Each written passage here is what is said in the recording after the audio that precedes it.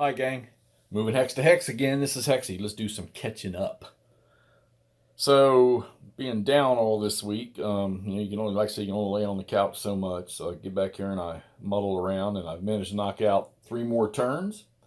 And I've actually gotten into the turn 6 of Baptism by Fire, where, hold on, I just messed a counter up, where Rommel comes on. And of course, Rommel in this game, he doesn't really come on the board.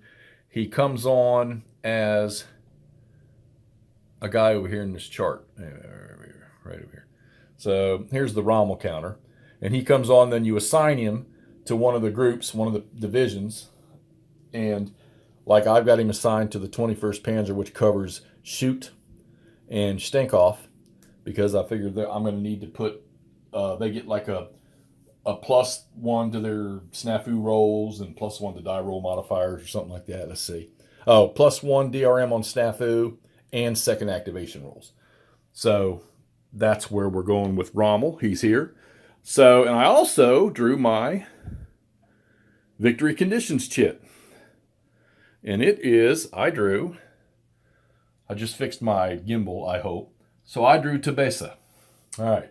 So if you remember, the rule is, for just an automatic no victory point victory, whichever one of those you draw, any unit that has a tactical movement allowance, that's a red movement allowance, that you have to get all available tactical movement allowance units off the map through that victory conditions location.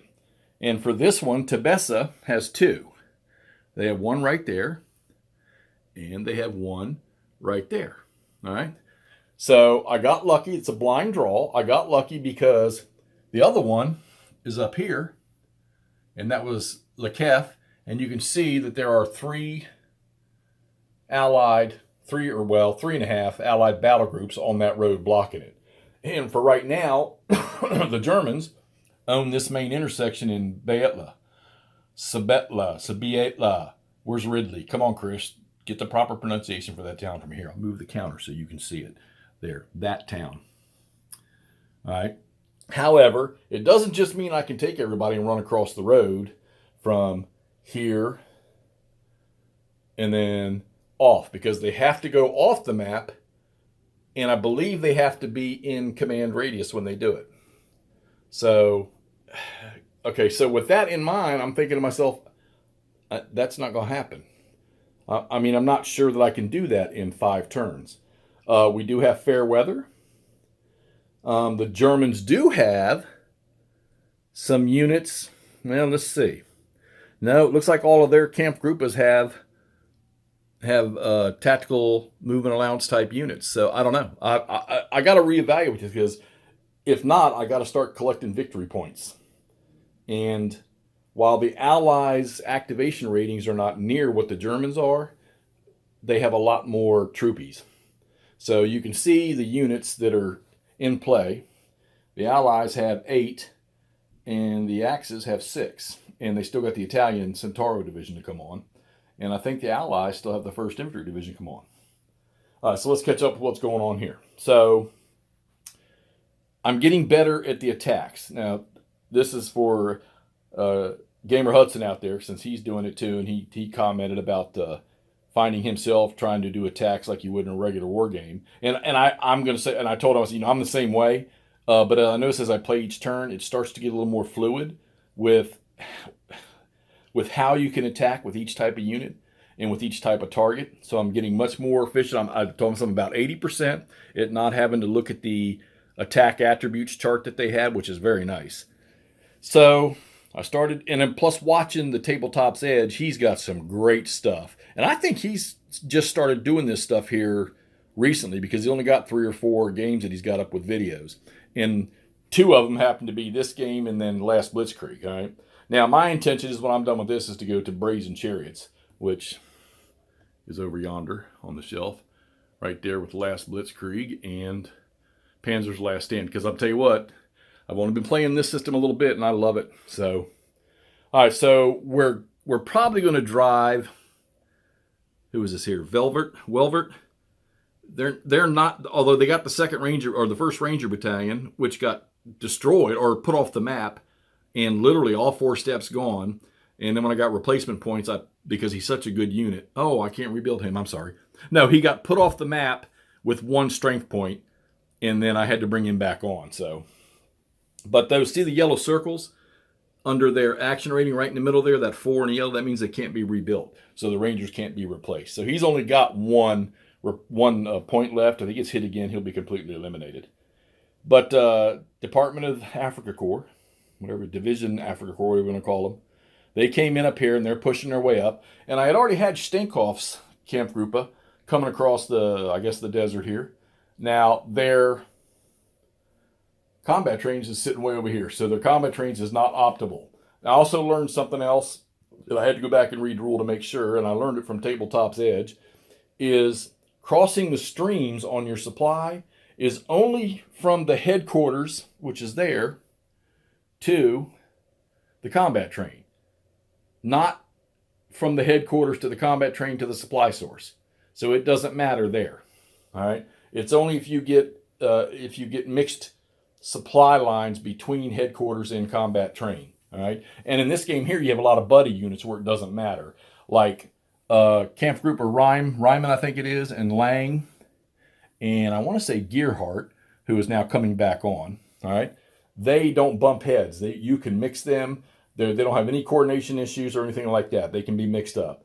And then I think Dak and Stenkoff and Shoot, they're the same way. They don't bump heads on their supply lines. There's no coordination or mixed units or whatever like that. So you don't have to, as long as you keep those Kampfgruppes in, their own areas together and don't mix the 2 different ones, then you should be fine. This turn, the Germans have air.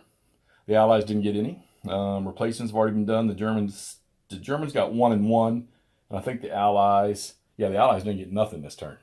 All right, so anyhow, here comes Combat Command B's been hanging on right there. Here comes the 1st Guards Brigade from the Brits.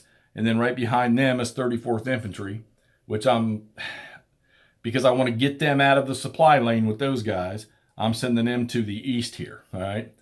CCC, Combat Command C, they're pretty much got 1 unit left and they're running away, getting out of Dodge. The 1st Guards will probably take the place of Combat Command B right there. And good old Combat Command A still can't get out of here, so I'm just leaving them in place and resting, trying to get them back to fresh. And you see they're sitting on MSR block 2.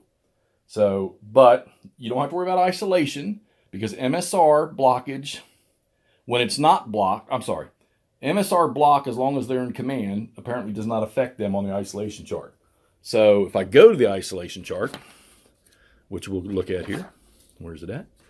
All right, so right here, as long as the stack has a safe path and they are in command radius, yes, it doesn't matter if their MSR is blocked or not. They don't lose any steps for isolation. But let me tell you something. You get one of these here, man, they start getting punished. And even worse down here when they don't have a safe path. It gets even worse. And those step losses, you figure these units, the maximums are like 6, and you start taking step losses of 3 or 2, every freaking activation, you're in trouble. And if you look at the turn sequence chart, or the sequence of play, you'll see, where's that? Right here at the end of an activation, you have to apply any isolation losses. And then you'd go to a second activation, and you'd repeat it, and then you go back up here to B, and you work all the way down again, they're going to get hit again. So, yeah, you really got to be cautious with that. So there's a trick to the game right there. I think one of the nice little features they have in here. All right, so anyhow, that is through turn 5, starting turn 6 of Baptism by Fire. Having a blast with it. Can't wait to move to the next one, and then finally on to Last Blitzkrieg and probably Panzer's Last Stand. I'm intrigued with this. I do like this. I know a lot of people initially struggle with the rules up front. I did too. But like I say, the rules aren't that deep. And as I've played each turn, I've gotten better and better and better at them. And I pick up something new. And it's just like any other game we play. All right, you start to develop your knowledge of the rules, start to sink in, more and more each turn that you play. And this one here, since it flows so smooth, it's even, to me, it's even that easier. You just got a couple of rules that you might bump heads with or not grab right away, but believe me, if you're a gamer, you'll work these things out. All right, so Baptism by Fire, Multiman Publishing, the Battalion Combat Series. We're starting turn 6. There's only 5 turns left.